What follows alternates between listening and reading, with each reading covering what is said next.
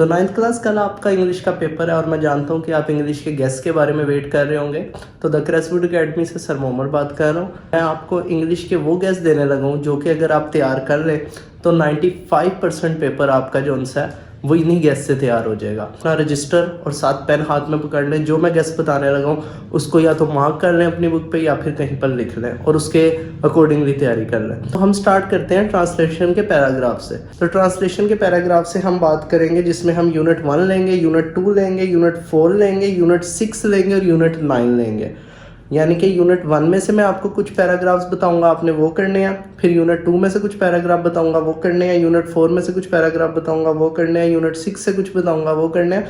और यूनिट 9 से कुछ बताऊंगा, आपने वो करने हैं। तो पहले हम बात करते हैं यूनिट 1 से। ट्रांसलेशन पैराग्राफ की बात कर रहा हूँ जो इनटू उर्दू करने होते हैं। तो पहले आपके पास यूनिट 1 से जो पैराग्राफ आपने करना है वो करना है 3, 4, 5, 6 और 10। ये आपने यूनिट 1 से करने हैं। अब हम आगे चलते हैं, हमारे पास यूनिट 2 है। यूनिट 2 से आपने पैराग्राफ करना है, पैराग्राफ नंबर 2 और 3। जैसे ये 2 पैराग्राफ आपने यूनिट नंबर 2 से करने हैं।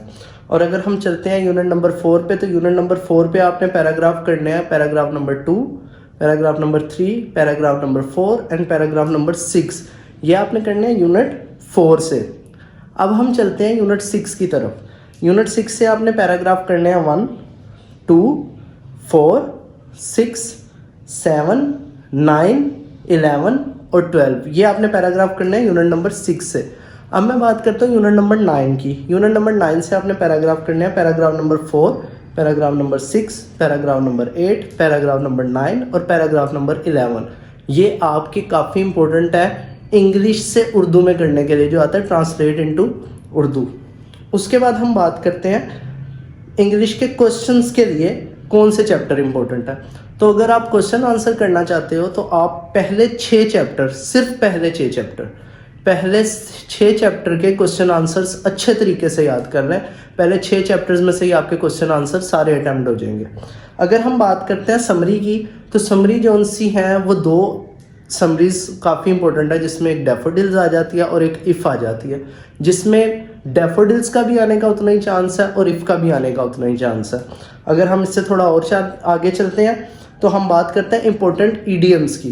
अब ईडियम्स में इंग्लिश की बुक ए के जो उनसे एक्सरसाइज में ईडियम्स मौजूद है ना। अब पहले क्या होता था, कहीं कोई पायलट से कर रहा है, कोई ग्रामर ले रहा है वहाँ से कर रहा है, कोई नेट से कर रहा है।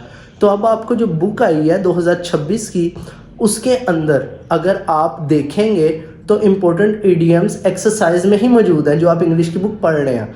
तो आप उधर से ही ईडियम्स इंपॉर्टेंट अपने कर सकते हैं। आगे लेटर आपने सिर्फ पहले 7 करने हैं, पहले 7 के अलावा आपने कोई लेटर नहीं करना।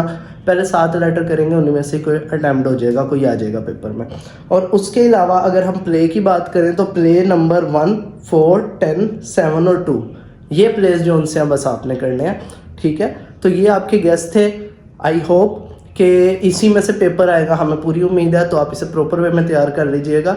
और अगर कोई ऐसी चीज़ है जो ना समझ आए तो आप पर्सनली मैसेज करके पूछ सकते हैं। तो हमें लाइक और सब्सक्राइब ज़रूर कर दीजिएगा। Thank you.